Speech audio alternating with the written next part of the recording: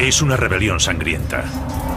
Hay miles de muertos, campos arrasados. Es el infierno en la tierra.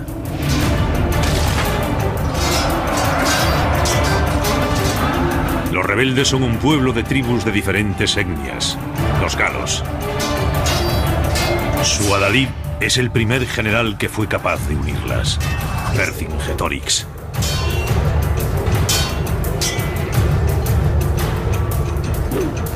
Su enemigo es uno de los generales más famosos y despiadados de la historia antigua, Julio César.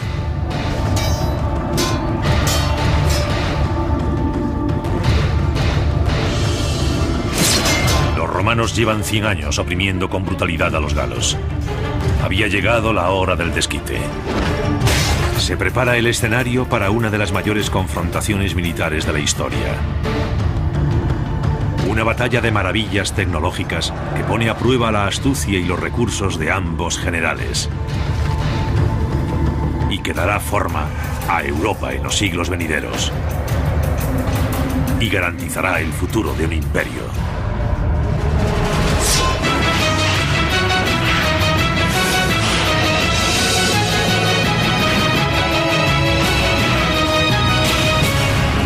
Batallas legendarias, César y el Gran Asedio. Es el año 52 a.C. Julio César ha dirigido durante 6 años una campaña brutal. Su objetivo es conquistar las tierras conocidas como la Galia, para convertirla en una provincia romana.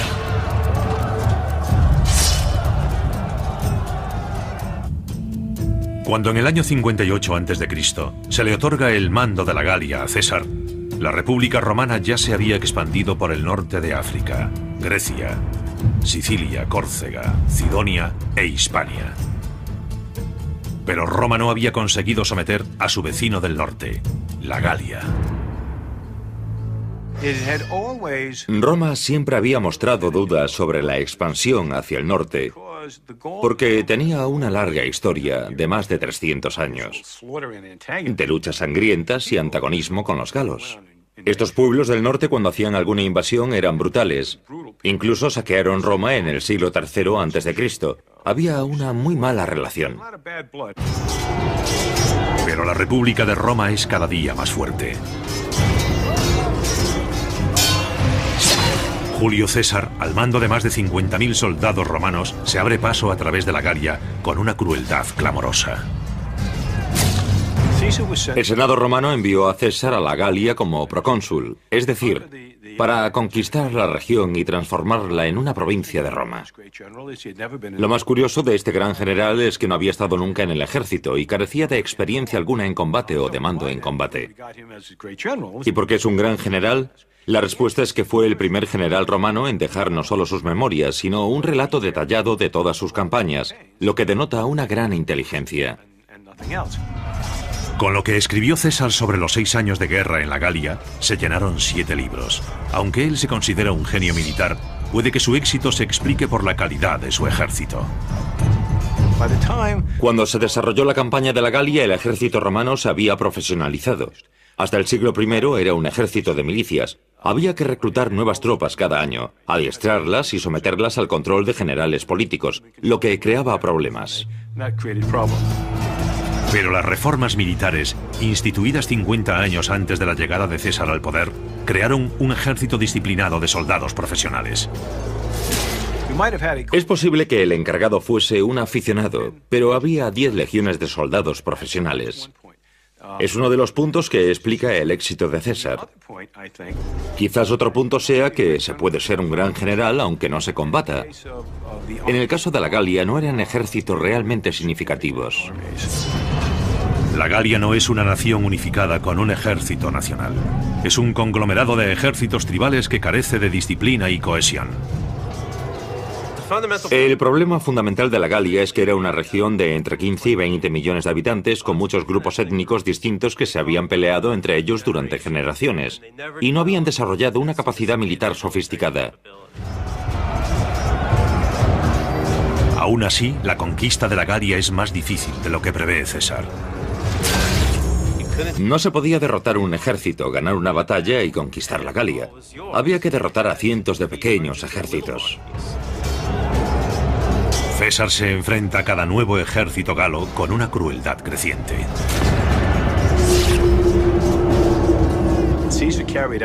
César cometió carnicerías horrendas como producto de la típica brutalidad romana de imponer o bien la amistad de Roma o el terror de Roma.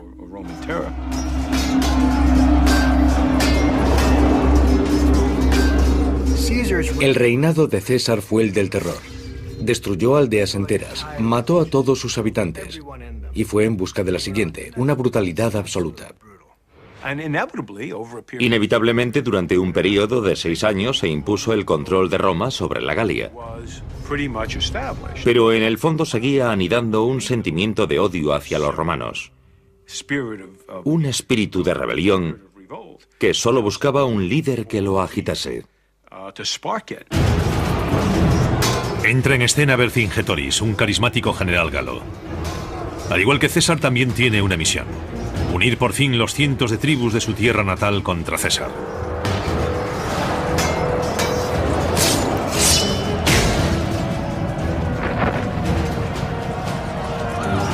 Vercingetorix es un rival digno de César. De joven se había adiestrado y peleado al lado de las legiones romanas. Vercingetorix había sido jinete del ejército de César en las anteriores guerras gálicas. Sabe cómo funciona el ejército romano. Conoce sus puntos fuertes y sus puntos débiles. Es el tipo adecuado para hacerle frente a César. Vercingetorix estaba convencido de que podía ser el momento justo, la gran oportunidad de los galos. No era su tribu o la otra, era todo el mundo.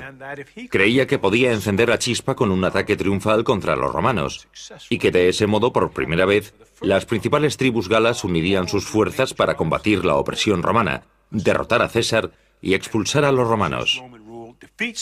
Eso era lo que había pensado. Su plan para provocar a César tiene éxito. Vercingetorix ataca con más de 70.000 soldados la ciudad romana de Orleans y le da a César una dosis de su propia medicina. Se lanzó sobre ella como un león sobre un conejo, quemó la ciudad y asesinó a todo el mundo. Los galos masacran a más de 5.000 hombres, mujeres y niños. Vercingetorix envía a César un mensaje claro: los galos no tolerarán más la brutalidad del general romano. Esa fue la chispa de la revuelta. Fue un hecho señalado que impulsó a los galos a luchar contra Roma. Era la intención de un buen estratega que tuvo éxito. Para Vercingetorix ya no hay vuelta atrás.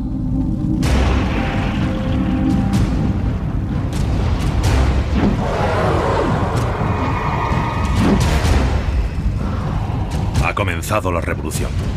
Él y César se encontrarán frente a frente. Pero Vercingetorix tiene la iniciativa.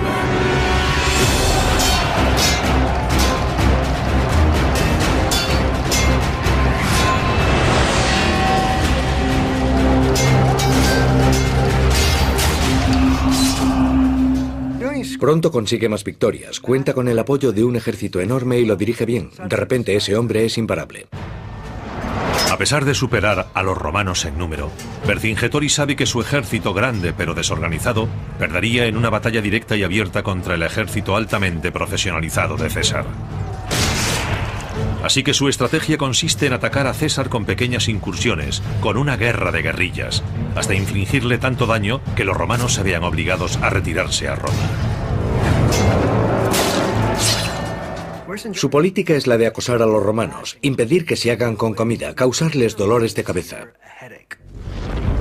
Para mantener a las tropas romanas en vilo, Vercingetorix hace algo que tendrá una gran repercusión en la historia militar. Convence a los galos para que quemen sus aldeas, sus cosechas, sus campos. Es una estrategia conocida como tierra quemada.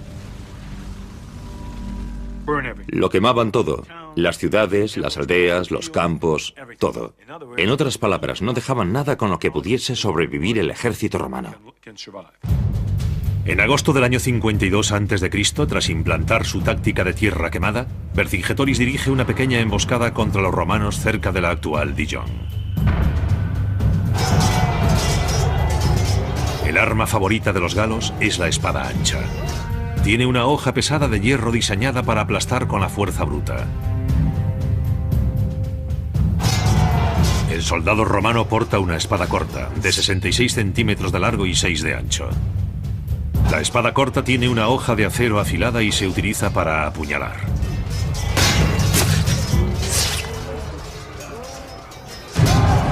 Tras un combate de varias horas en Dijon, Vercingetorix pone fin a los ataques relámpago y retira a sus hombres. Parece que tiene éxito la estrategia del galo. César se pone en marcha desde Dijon hacia la frontera de Roma. Vercingetorix lo persigue con su ejército para impedir que César alcance Roma y reabastezca sus fuerzas. Baja con su ejército para bloquear el camino de César hacia Roma. Llega demasiado tarde. César ya está al sur del punto en que se encuentra él. Así que está detrás de César, no delante de él. Trata de pasar al ataque. Los romanos dan la vuelta, hay unas escaramuzas y los romanos consiguen pasar. En ese momento, Vercingetorix piensa, se hace difícil alimentar al ejército aquí. Voy a retirarme a mi base principal de aprovisionamiento. Hemos acabado la temporada. César se va al sur y acabaremos esto el año que viene. Fue un error descomunal. Vercingetorix, que piensa que César se retirará a Roma, se pone en marcha con su ejército hacia su base en Alesia, una ciudad fortificada en una colina. Pero César no vuelve a casa, se va en busca de Vercingetorix. Lo que hace César en lugar de volver a casa es dar la vuelta. Acaba con la retaguardia de los galos y los persigue hasta Alesia. Tras el ataque de César sobre la retaguardia gala, Vercingetorix y su ejército huyen a la pequeña ciudad fortificada de Alesia. Al cabo de unos días, la ciudad está rodeada por los 50.000 refuerzos de César. Siguen llegando sin parar. De repente hay 10 legiones romanas rodeando a Vercingetorix, que debía pensar, ¿dónde diablos me he metido? Vercingetorix ha tenido un gran éxito en su guerra de guerrilla contra César. Pero ahora está atrapado y ha perdido la pequeña ventaja que tenían los galos.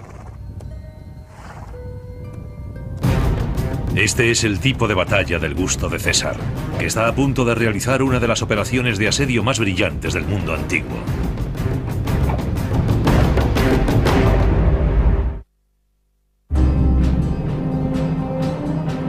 Año 52 a.C., la ciudad de Alesia. El comandante militar romano Julio César, con más de 50.000 soldados, ha atrapado a 70.000 galos con su revolucionario líder Vercingetorix en el interior de la ciudad. Alesia es muy importante porque es un gran cataclismo final. Militarmente es la última ocasión de impedir que los romanos controlen toda la Galia. Alesia es la moderna ciudad de Alise-en-Reine, localizada en la Francia actual. La ciudad tiene unos 7,5 kilómetros de circunferencia, posiblemente rodeada por un pequeño muro de 1,80 metros de alto. Alesia, en la que viven 10.000 mujeres, hombres y niños, se sitúa en una pequeña colina, a unos 500 metros de altura sobre un valle. El valle lo atraviesan 2 ríos pequeños. La ciudad está rodeada por una cadena montañosa. Está bien protegida. Es una posición defensiva fuerte para los galos. Sin embargo, César decide montar el sitio de Alesia. Se trata de una campaña militar sin precedentes en la historia. La maniobra de asedio creada por César es ingeniosa. No he encontrado a nadie, ninguna fuente que diga que sus técnicas de asedio hayan sido utilizadas antes. El ejército de César posee la tecnología de sitio más sofisticada de la época. Está equipado con una catapulta llamada Onager. Es conocida como la Salvaje por su potencia, capaz de lanzar un proyectil de 50 kilos a 400 metros. Los romanos también utilizan la ballista. La ballista, que en latín significa lanzapiedras, dispara cargas de plomo a casi 100 metros. Cada legión romana cuenta con 30 de estas. Pero un asedio es algo más que un ataque con armas modernas y poderosas. Y César sabe que la táctica correcta en Alesia no es un bombardeo incesante.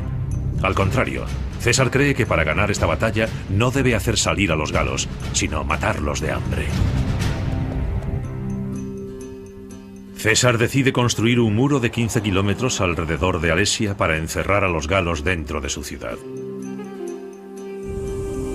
Lo que Vercingetoris pensó que sería un refugio seguro resulta ser una trampa mortal. Primero los soldados de César excavan una zanja de 6 metros de ancho y 6 de profundidad.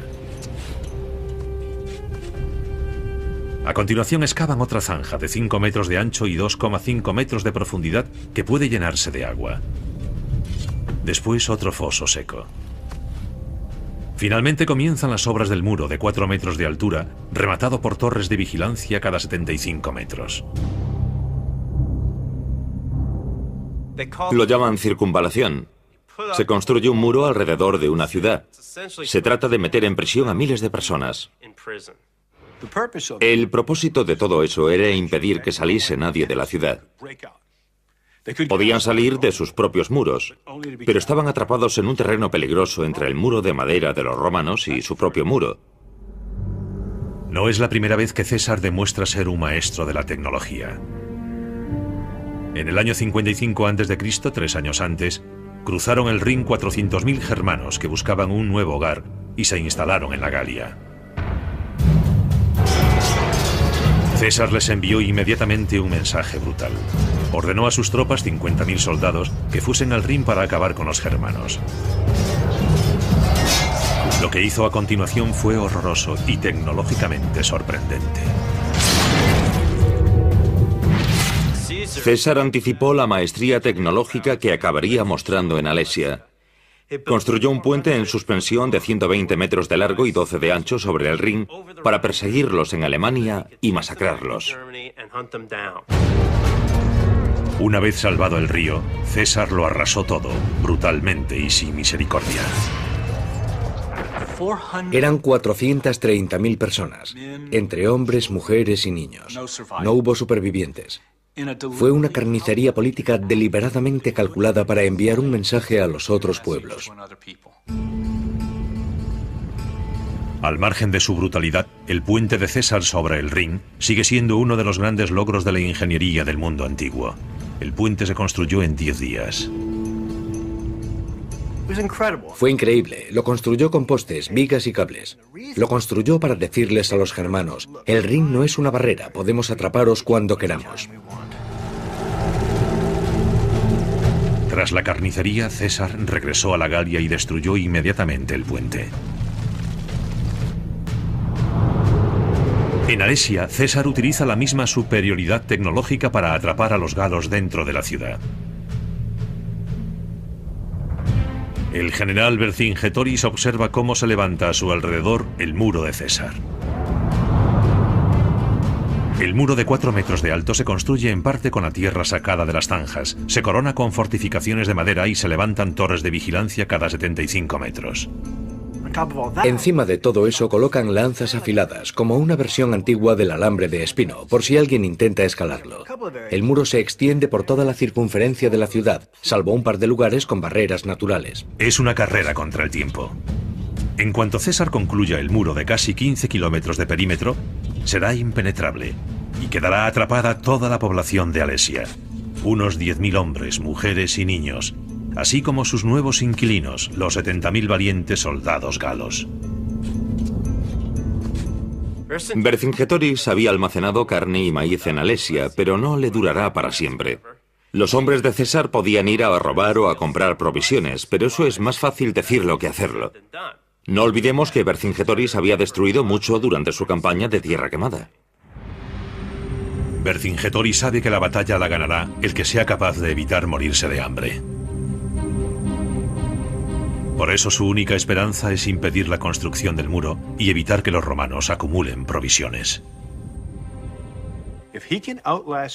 Si consiguiese aguantar a César en la ciudad, tarde o temprano, al ejército romano le resultaría difícil conseguir comida, y eso mermaría sus fuerzas.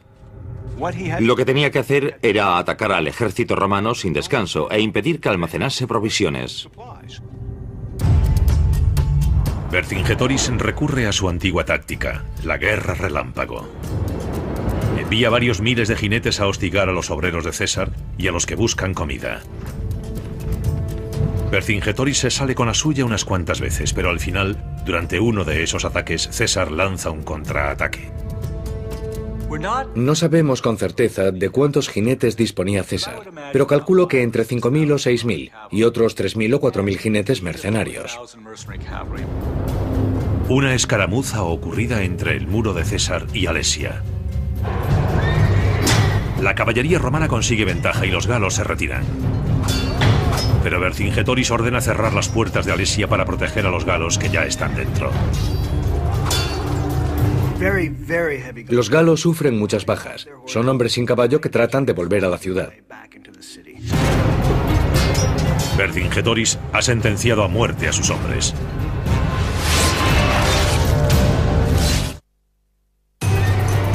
Año 52 a.C. El sitio de Alesia conoce su primer baño de sangre. Una escaramuza de caballería tiene un final fatídico para los galos. A pesar de vencer en esa pequeña escaramuza, César continúa el asedio. Ordena abrir más zanjas, colocar más dispositivos antipersona y construir más trampas mortales. Se ponen en el fondo de las zanjas trampas con afiladas estacas de madera llamadas cipi.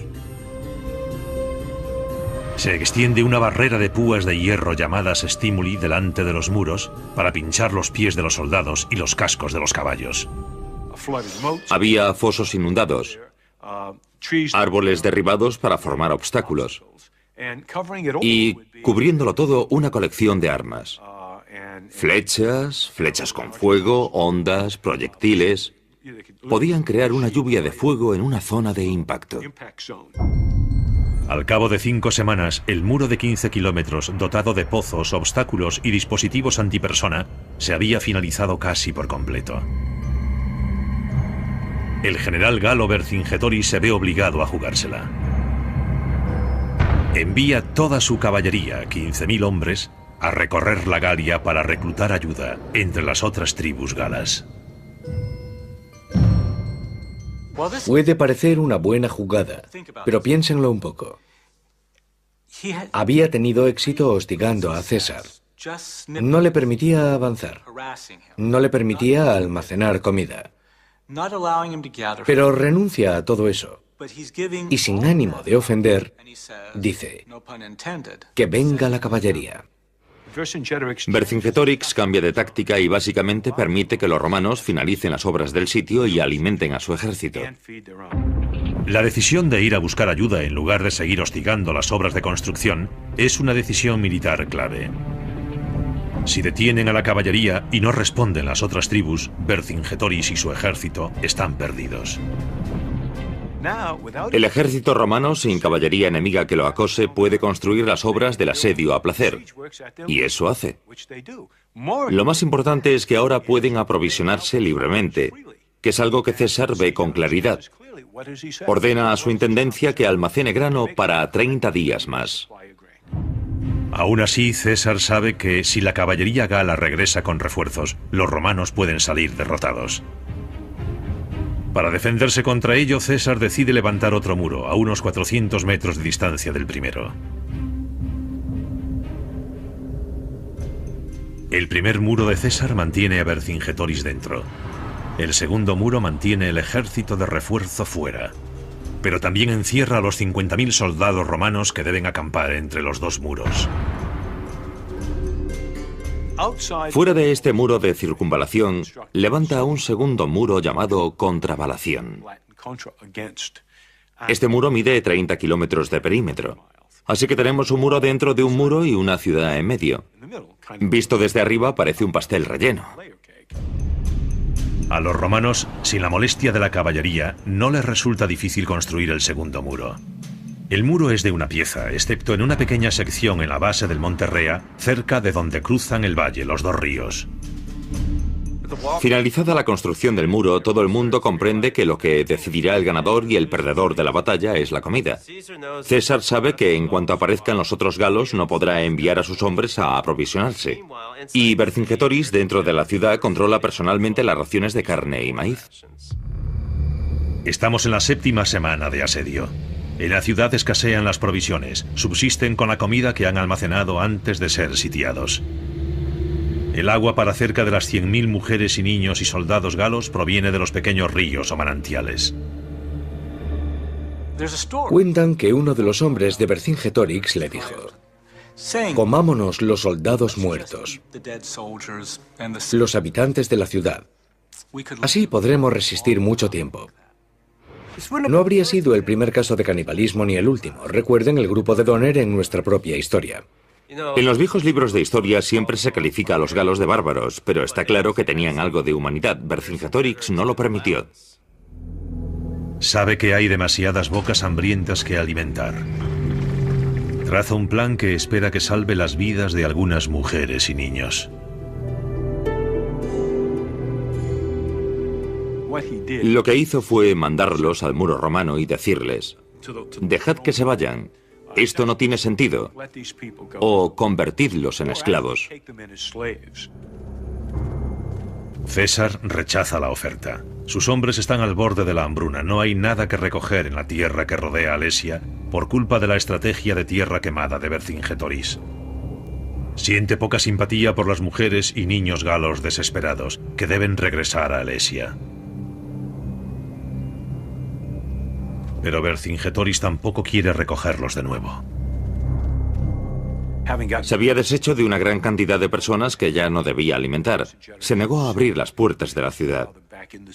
Así quedó atrapada mucha gente entre el muro exterior y el primer muro romano, donde simplemente dejaron que se muriera de hambre.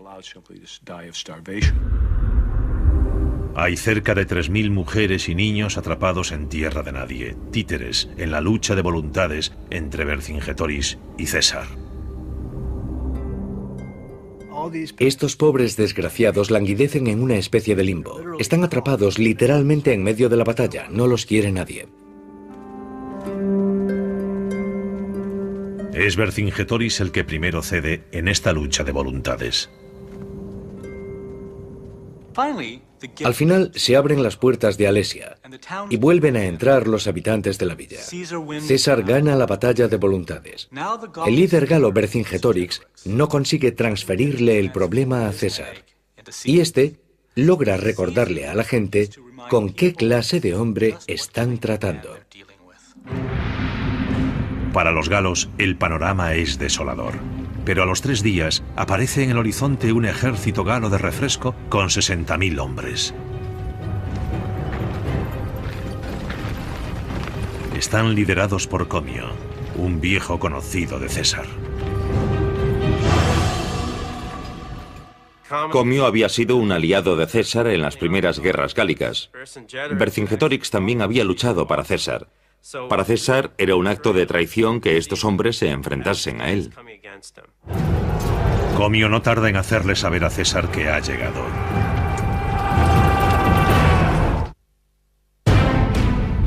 Por primera vez en el sitio de Alesia, parece que César puede estar en apuros. Han venido al rescate 60.000 soldados galos comandados por un hombre llamado Comio. Pretenden ayudar a Vercingetorix, que está atrapado dentro de la ciudad con decenas de miles de civiles y soldados. Comio pasa inmediatamente a la ofensiva.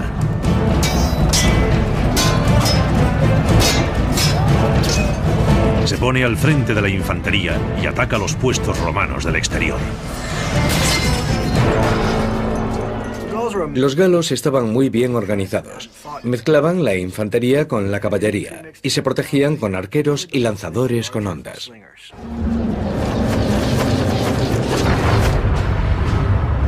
César se ve obligado a enviar 5.000 jinetes a defender el muro, pero lo recibe una lluvia de flechas. Cuando parece que cederán las defensas romanas, César envía refuerzos. Ha elegido el momento justo y las nuevas tropas rechazan a los galos.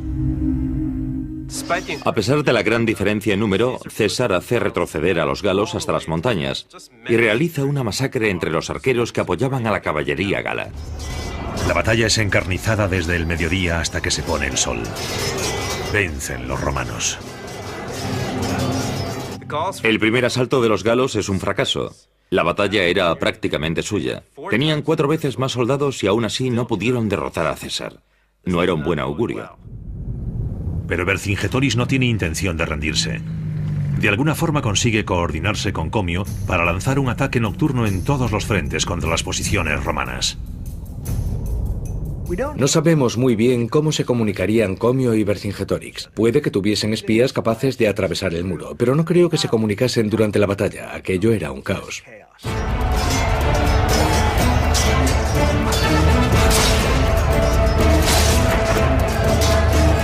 Vercingetorix encabeza un ejército que intenta romper el muro interior.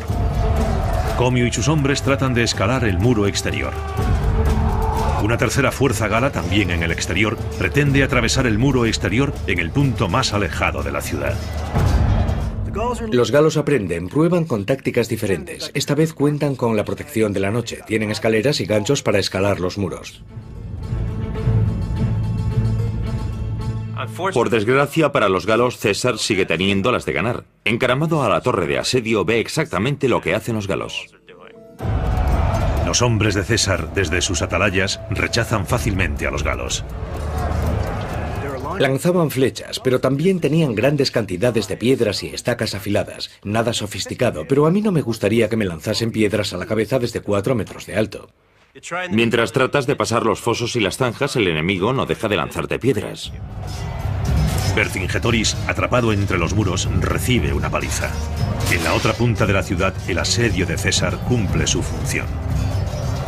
Los pequeños regalos que dejó César, los dispositivos antipersona, eran realmente eficaces.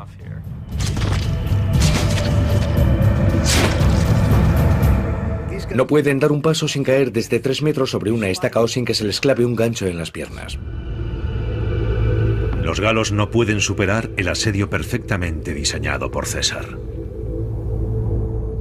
Comio recibe una paliza fuera. Vercingetorix recibe una paliza dentro. Los dispositivos antipersona acaban con los galos a mansalva. Y todos ellos reciben una lluvia constante de flechas y lanzas romanas. Al amanecer se retiran todas las fuerzas galas, tanto dentro como fuera de los muros. César ha vencido una vez más. Esto tuvo que volver locos a Comio y a Vercingetorix. A pesar de contar con el triple de hombres, se pasan el tiempo rellenando las zanjas y muriendo a manos de los romanos. César es como un gran jugador de ajedrez. Al sitiar Alesia y luego construir el segundo muro para rechazar a los galos desde el exterior, ha neutralizado la ventaja numérica que tienen los galos. Es una genialidad. Han pasado 5 días. El hambre hace mella en los galos. Estos, desesperados, tratan de buscar el modo de detener a los romanos. Ya han sufrido 2 derrotas, pero tienen que hacer algo. Dentro de la ciudad, la gente se muere de hambre. Por fin los galos descubren el punto débil en el muro romano exterior al pie del monte Rea. César no puede conectar completamente el muro exterior por culpa del río Ose. Es una brecha que pretende explotar Comio. Lo que hacen es acercarse de noche a ese punto débil situado entre 2 colinas y esconderse en el bosque. A la mañana siguiente atacan. Los hombres de Comio pasan por la brecha en el muro y arrasan a la infantería romana.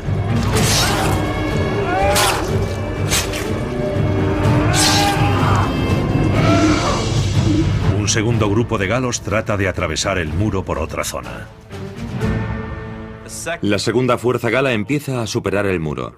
Los romanos no tienen ya nada que lanzar. Al mismo tiempo, Vercingetorix ataca desde el interior.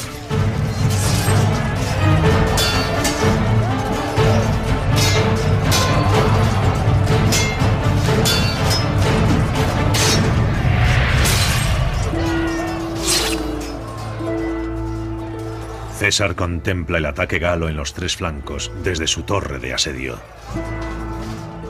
Los historiadores suelen discutir sobre si César era tan buen estratega, pero lo que hizo en esta batalla final fue como dirigir una orquesta. César decide asignar 3.600 refuerzos a defender la brecha en el muro. Ordenó que la caballería del lado norte actuase como refuerzo para proteger aquel punto débil, pero al mismo tiempo los galos enviaron otros 20.000 hombres a la brecha del muro. Pero 20.000 hombres no sirven de mucho si hay que hacerlos pasar por un hueco estrecho entre dos ríos, mientras en ambos lados hay campamentos de legionarios y delante un foso y un muro. César observa el cambio de táctica de los galos. Si no consiguen atravesar el muro, lo derribarán. Ahora están junto al muro y empiezan a destruirlo con ganchos de hierro especiales para derribar los muros de las ciudades asediadas. Es el mundo al revés por culpa de los muros de César. Normalmente son los conquistadores los que usan los ganchos, no los defensores. Es una batalla encarnizada en todos los frentes.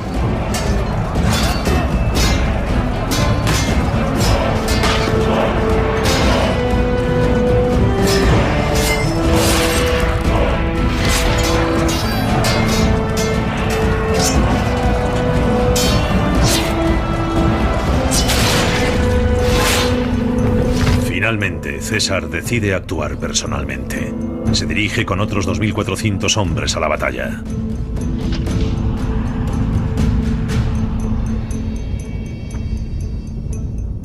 Asume el mando de 4 cohortes de infantería y se pone su famosa capa roja. Siempre le pareció importante que las tropas viesen a sus generales en la batalla, y entra en la refriega con sus 4 cohortes.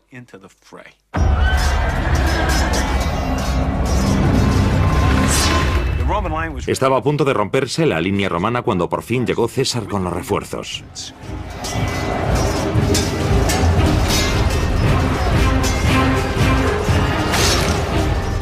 Ahí está, ensartando galos con su espada, haciendo una carnicería.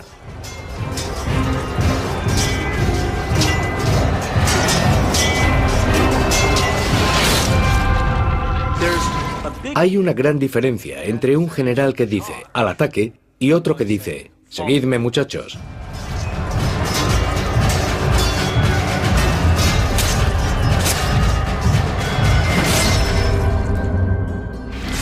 Patton se ponía la capa roja para imitar a César. Cuando llega César, los legionarios romanos dejan en el suelo las lanzas, las jabalinas, las cosas que lanzaban a distancia. Cogen las espadas y arremeten contra los galos.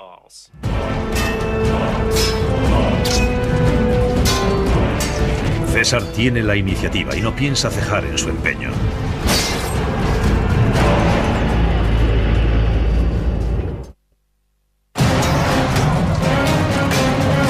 Tras 2 meses de asedio en Alesia, Julio César, con su famosa capa roja, dirige a sus hombres en la batalla contra los galos.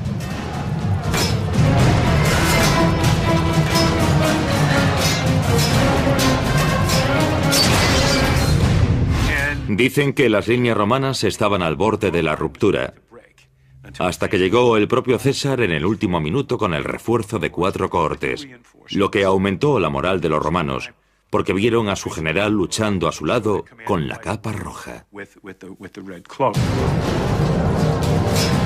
Esa noche llega la oportunidad de César. Persigue a los galos hasta su campamento y los sacrifica como a animales.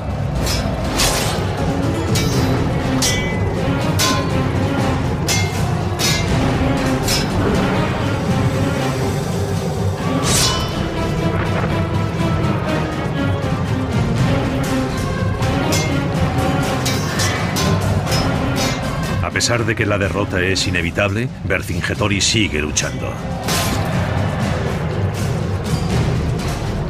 Su estrategia de unir las tribus galas para combatir la opresión romana ha fracasado. Vercingetorix pronto comprende que está perdido.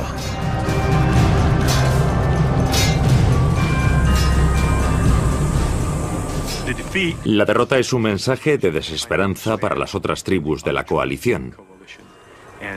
1 o 2 días después, una a una, como han hecho tantas veces en el pasado, empiezan a desfilar de regreso a sus dominios tribales. Y aunque Vercingetorix sabe que se ha terminado la partida, es él quien toma la iniciativa y abre las negociaciones con los romanos. César se había ganado una reputación exterminando tribus enteras. Pero curiosamente, tras esta batalla, decide indultar a los guerreros galos. César fue muy benevolente. No es normal en él, que tiene fama de exterminar tribus enteras. Puede que intuyese que para calmar la insurgencia debía cambiar de táctica. O quizás aprendiese a respetar el espíritu batallador de los galos. Pero fue Vercingetorix el que inició todo esto. Había que dar ejemplo con él.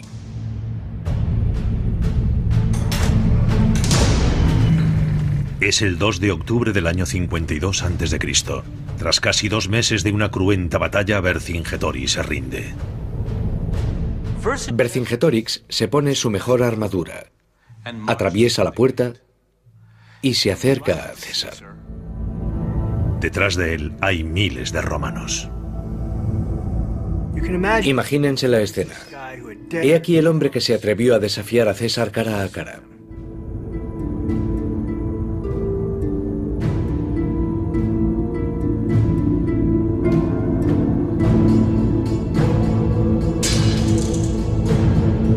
Es un guerrero valiente, pero cometió un error táctico básico. Su plan no era enfrentarse a César, sino hacer escaramuzas, cortarle las comunicaciones, las líneas de suministro, hostigarlo sin descanso. Se limitó a hacer eso en ocasiones en las que pudo lanzarse a degüello, pero se mostró disciplinado. Pero de repente rechazó esa idea. Envió sus mejores hombres a pedir ayuda, una ayuda que al final no le serviría de mucho.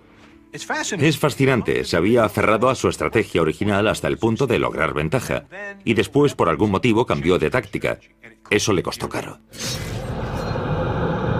Muchos de los galos son puestos en libertad, pero Vercingetorix es llevado a Roma y ejecutado. Las crónicas cuentan que lo estrangularon en la vía pública para celebrar uno de los triunfos de César, aunque no hay muchas pruebas de ello. Lo más probable es que lo ejecutasen en un calabozo. Los romanos no le hacían ascos a una ejecución pública, pero en este caso se contentaron con deshacerse del líder de los galos, el hombre que temían que pusiese la Galia en pie contra ellos. César se pasó el invierno sofocando los últimos rescoldos de la rebelión. Roma no tendrá que luchar contra los galos en los próximos 400 años. Podemos comparar a César con William Tecumseh Sherman, por su marcha a través de Georgia. En 1867 le encargaron doblegar la resistencia de los indios en el oeste. Utilizó contra los indios la misma táctica de César contra los galos: tierra quemada, masacres, exterminio, hambre, con el mismo resultado. Ganó él. Se crearon reservas para los indios y se convirtieron en americanos.